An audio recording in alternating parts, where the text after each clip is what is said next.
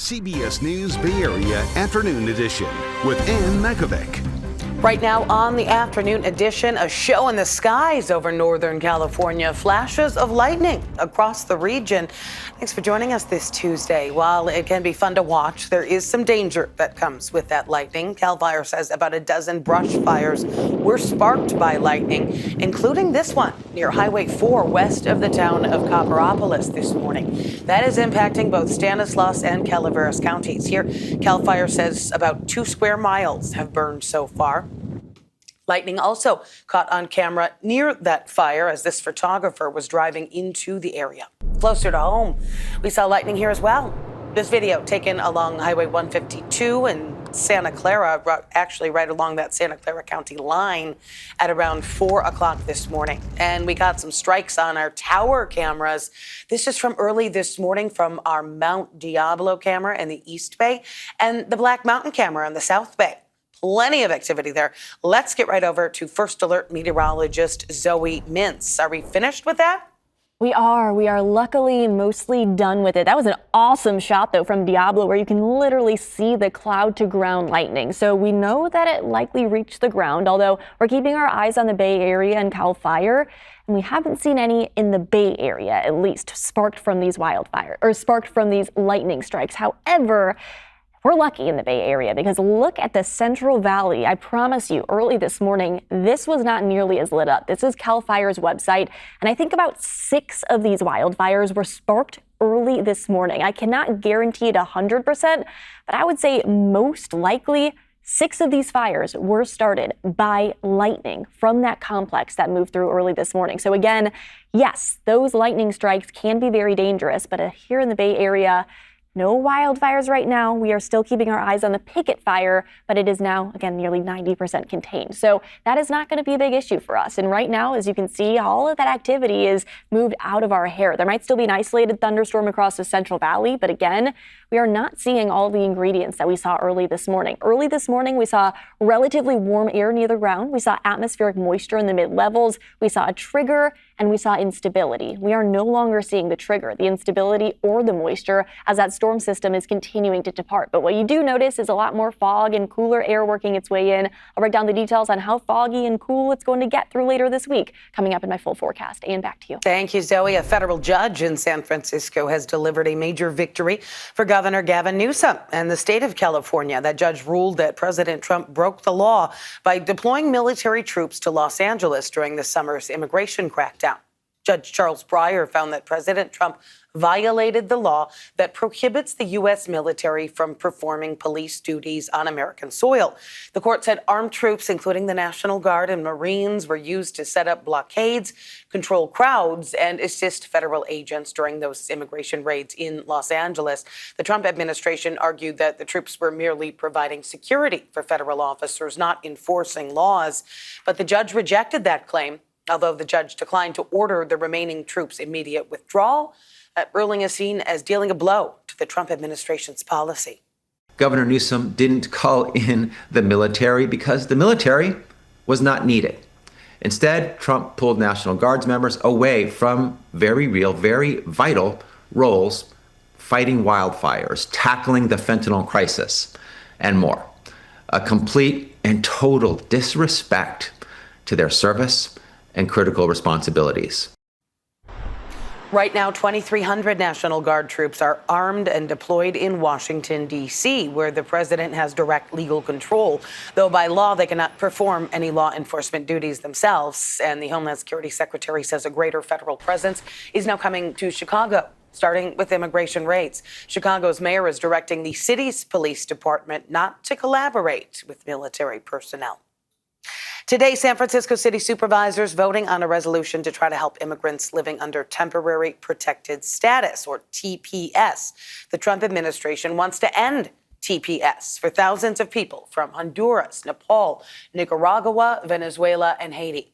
Happening right now at City Hall, immigrant rights and labor organizations rallying to urge Congress to create a permanent pathway to residency for TPS holders. Also at City Hall, supervisors are going to take up the Prop 50 fight, a fight over redistricting at today's meeting. Supervisor Bilal Mahmoud is putting forth a resolution to make San Francisco one of the first cities in California to endorse that ballot measure, which is designed to give California Democrats 5 more U.S. House seats to counter Texas Republicans and their moves. He says it's about protecting democracy. We're introducing a resolution at the Board of Supervisors to put San Francisco as one of the first cities on the record to support Governor Newsom's Prop 50, but we can't sit idly with our hands tied behind our back, waiting for a check and balance to rein in these power grabs because there's simply too much at stake. State Republicans have called the measure unconstitutional, saying it undermines California's independent redistricting commission. Prop 50 is going to be put to voters in a special election coming up on November 4th. This just in, United Airlines confirming that 2 of their planes touched last night at SFO. We're told one United plane was being pushed back from the gate when it made contact with the tail of another parked United aircraft, causing some damage. No one was hurt, and passengers on both planes deplaned normally. Everyone was rescheduled on later flights. Congress returns from recess today with the full agenda.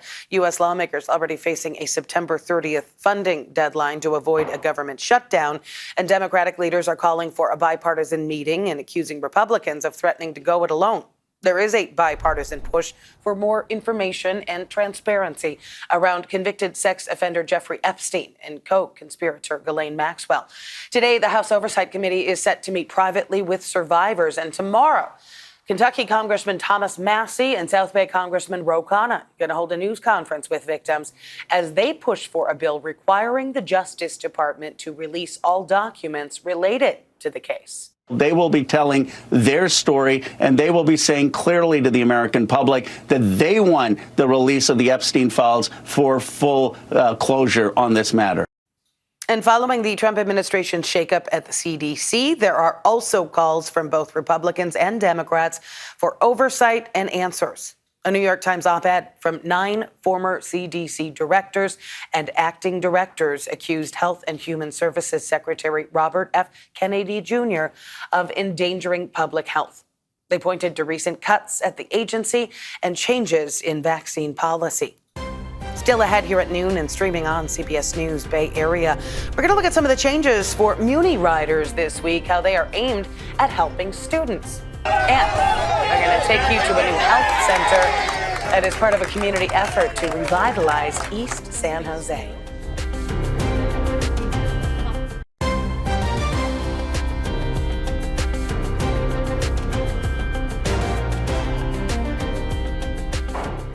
Well, people in East San Jose celebrating the grand opening of the Alum Rock Health Center this morning. It is part of La Avenida. There we go. A redevelopment project. It's going to include services like primary care, dental, chiropractic, and more. The center will also include 10,000 square feet of additional space for services and activities for the community. The folks who come to this clinic are our friends, are our neighbors, are the people we shop with at the grocery store, or the people we sit next to in church on Sunday. So this is about improving the lives of our families and friends. The development was made in partnership with the School of Arts and Cultures and was designed to support La Avenida, the first cultural district in San Jose. Well, San Jose's first safe sleeping site opens today. 56 tents set up in a vacant lot on Taylor Street. It's near Watson Park. That site has bathrooms. They're going to provide 3 meals a day, 24-hour security, and access to support services. City leaders say it is a first step to help get people off the streets and eventually into real homes. Heads up for Muni riders, new schedule changes starting this week aimed at helping students and commuters get to where they're going faster. More buses, adjusted times, and no extra cost. Kevin Coe is in San Francisco with a little more on what's changing. The 715 1X California Express trip just took off. It is back for the first time since it was cut earlier this year due to ongoing budget concerns from Muni. This route, as well as the 745 route, are officially back starting today. Now, some routes are new. The 30X Marina Express will also add a new morning route at 8:15. Schedules will also be adjusted to improve the 8 Bay Shore and 29 Sunset routes in the evening rush hour. Muni says all of this is being done because students, well, they are back in school and demand is returning at a higher level. And all of this, according to Muni, isn't going to cost anything. They are just adjusting schedules accordingly, trying to maximize all of the resources that they have. Now, Muni also says the return of the 7:15 and 7:45 routes is also based on rider feedback. All right, in April, the SFMTA cut service to several bus lines in an attempt to close a $50 million budget deficit. And the agency is directing all divisions to cut between 5% and 7% of their budget to help shore up the transit system's finances. All right, back to our first alert weather, taking a live picture. I love that view. It's like you could just prance through the clouds. Let's check back in with meteorologist Zoe Mintz. Zoe, is that clouds or fog or what? It is a little bit of both. I mean, there's definitely some fog out there because fog is basically just a cloud that's on the ground that decreases our visibility. So visibility, depending on where you're located directly along the coast, might be decreased. But hey, this is our view from on top of Sutro, looking over Salesforce, looking towards the Bay Bridge, and it's clear, it's quiet. So it's really just so situated along our coastal communities that we are dealing with that fog, and it's actually ushering in cooler temperatures. Because we need the cooler temperatures, we will welcome them because the lightning that we saw this morning, like I showed you earlier, it sparked quite a lot of wildfires. I just kind of want to show you a zoomed in view and count some of the wildfires. I think I counted 10 total wildfires that were sparked early this morning. There's the 2-3 fire, the 25 fire, there's the 2-2 fire behind it. I think the 2-2 fire is about 300 acres right now. That's one of the biggest. There's also the Michigan fire, the Brown fire, the Cooper fire. Those were all, again, started this morning. You see the Coyote fire, that was actually started a few days ago. So that wasn't from the lightning event early this morning, but either way, the high fire danger is not going to be nearly as great as it was early this morning. Not to say an isolated pop-up thunderstorm can't be ruled out in places like Fairfield and, again, the far inland parts of our East Bay communities, but really isn't going to stick around for much longer than today. By tomorrow, that chance for wildfires really decreases as there's not going to be all too much when it comes to that dry lightning. This afternoon, our high temperatures are going to be about 1 to 5 degrees above average. And compared to yesterday, that we were about 5 to 15 degrees above average, hey, I'm sure we will appreciate and enjoy the slightly cooler temperatures because mid to lower 90s, that's still hot, but again, it is relatively cooler than yesterday. Mid to upper 80s down into the Santa Clara Valley, upper 70s to low 80s into our North Bay communities, low 70s down into this in San Francisco, and then upper 60s along the coast. It's going to continue to cool down over the next several days, so it really is all relative and how much you like the warm weather, because if you don't, go to the coast because we are going to continue to see a relative cool down, more cloud coverage, and stronger onshore winds that are going to continue to filter in, ushering in that true foggy weather that we are used to this time of year. But that pattern shift is going to continue, so let's enjoy the cooler conditions while we can, because I'm sure when more triple digits arrive in late September, we are going to appreciate the low 80s. Back to you. All right, thanks, Zoe. Taking a live look at Chase Center, or Valhalla, as they call it, where the Golden State Valkyries are going to host the defending WNBA champions New York Liberty tonight. The Valkyries are on the cusp of clinching a playoff spot after back-to-back wins this weekend. You can watch them take on the Liberty and Bay Area native Sabrina Ionesco tonight on Pix Plus. Coverage starting at 6:30. Well, the NFL regular season has finally arrived, and the 49ers getting ready for Sunday's season opener in Seattle with almost their entire roster available for practice. Matt Lively has more in our Red and Gold reports. This is the Audi Red and Gold Report.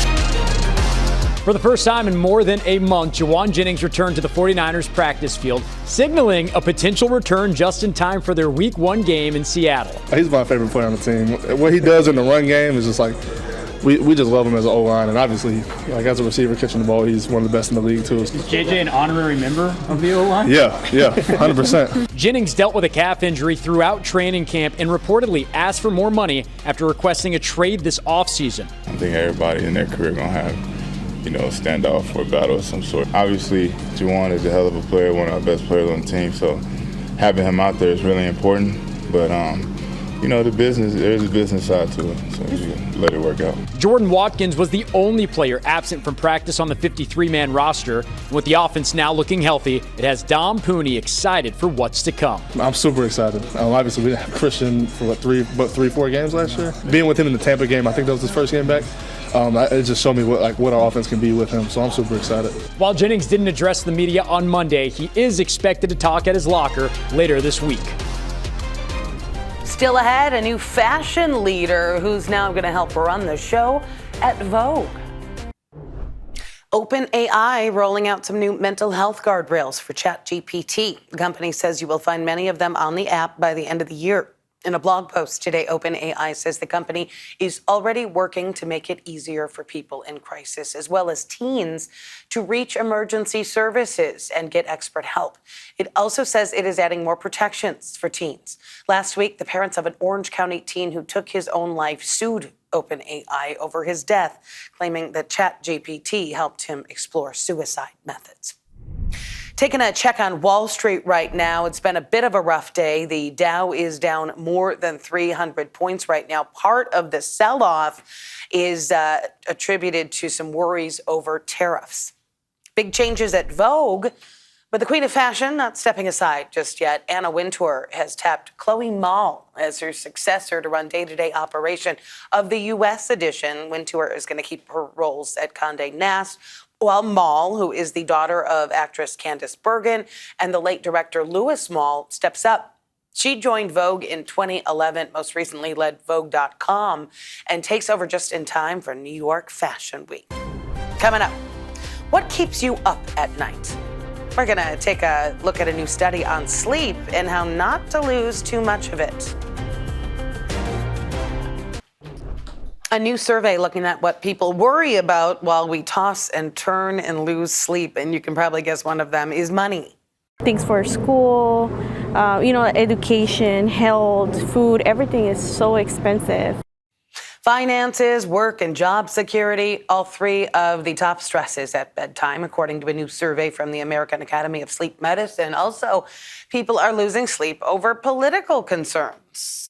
Beyond current events, the number 2 thing people worry about is that they themselves are not sleeping well. You will sleep eventually. So the more you stress about it, the worse it gets. Yes, we've all been in that situation.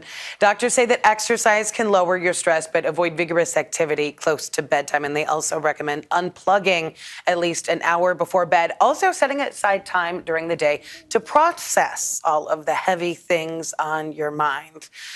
I hope you don't have anything too heavy to deal with and that you can enjoy your afternoon. Remember, we are streaming 24/7 on the free CBS News app.